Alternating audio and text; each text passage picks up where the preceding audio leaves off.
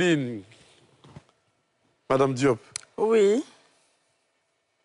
La jalousie masculine, est-ce une preuve d'amour ou un signe d'insécurité? Moi, je vais tout de suite dire c'est un signe d'insécurité. Tout de suite, je ne discute même pas. C'est un signe d'insécurité dans le sens où l'homme, quand tu dis que tu aimes, d'abord, la jalousie, c'est comment dire?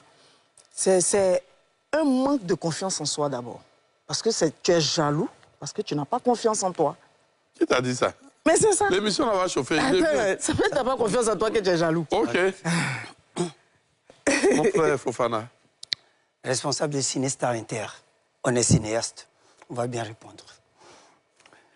C'est quoi pour toi la jalousie masculine? La jalousie masculine, on peut prendre ça sur deux aspects. Ma soeur vient de dire que c'est un signe d'insécurité, de manque de confiance en soi. Je ne suis pas du tout d'accord avec elle.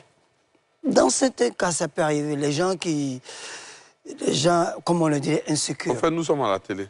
Pour toi, c'est quoi la jalousie masculine? Pour moi, c'est une preuve d'amour. Merci. Et toi? Selon moi, je pense que la jalousie masculine, ça dépend du type de jalousie. Parce qu'il y a des jalousies saines On va et il y a des jalousies toxiques. Mais la jalousie même dans l'ensemble, masculine? La jalousie masculine, c'est une preuve d'insécurité, selon moi.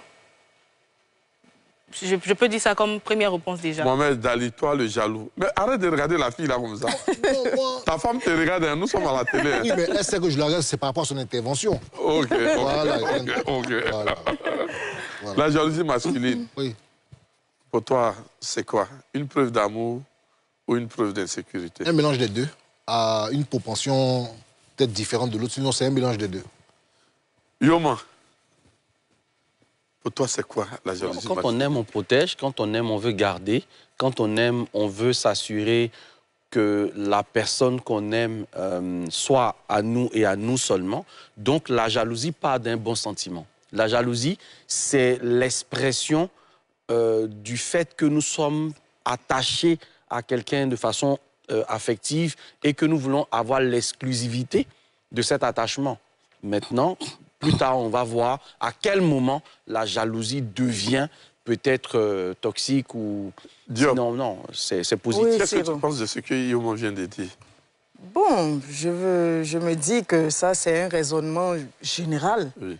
Voilà, mais si on veut spécifier, parce que quand on parle de jalousie, je dis que la jalousie est un signe d'insécurité parce que il y a des degrés.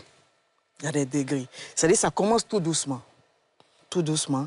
Le monsieur, ici, joue les gens... C'est un manque de confiance en soi C'est un manque de ou en confiance l'autre? à la base. Non, d'abord en soi. Oui. Parce que quand tu as confiance en toi, c'est-à-dire tu n'arrives pas... C'est-à-dire tu n'es pas trop regardant sur certains détails. La jalousie, normalement, est classique. On souffre de vos mains quand même, hein? Comment? On souffre de vos mains quand même, hein? Dans son souffle, hein? On est jaloux, comme on vous aime, c'est compliqué. Il y a jalousie et puis il y a jalousie. Non, femme, même vraiment. Il y a la jalousie classique, c'est ce que j'appelle jalousie classique. Oui, c'est-à-dire, tu sens que ton homme, il est avec toi, il s'intéresse un peu à toi, tu sens que quand tu fais un pas, ah bébé, ah, tu devais rentrer à telle heure, mais pourquoi tu n'es pas encore rentré? Ça, c'est des petites jalousies normales. L'attention, voilà. Attends. Ça, j'appelle ça de l'attention. Oui, ça, c'est l'attention. Chez toi, il y a une jalousie saine et il y a une jalousie toxique. Mais pas vous jalouser. Voilà. Non, mais donne-moi des exemples. Bon, c'est un peu ce que j'ai commencé déjà à étaler. Une jalousie toxique, c'est quelqu'un qui veut carrément vivre à travers toi. Justement, il veut vivre à travers toi. C'est-à-dire qu'il ne te laisse pas le temps de t'exprimer. Il ne te laisse pas le temps de t'épanouir même dans la relation. C'est-à-dire tu es tout le temps stressé. Tu es stressé en permanence. Exemple concret. Bon, exemple, il t'appelle chaque 5 minutes.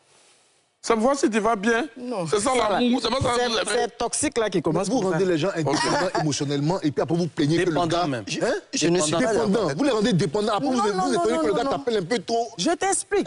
Parce que quelqu'un d'abord qui t'appelle chaque 5 minutes, qui te dit comment tu dois t'habiller, qui t'appelle, mais tu étais où? Tu devais rentrer à telle heure, mais tu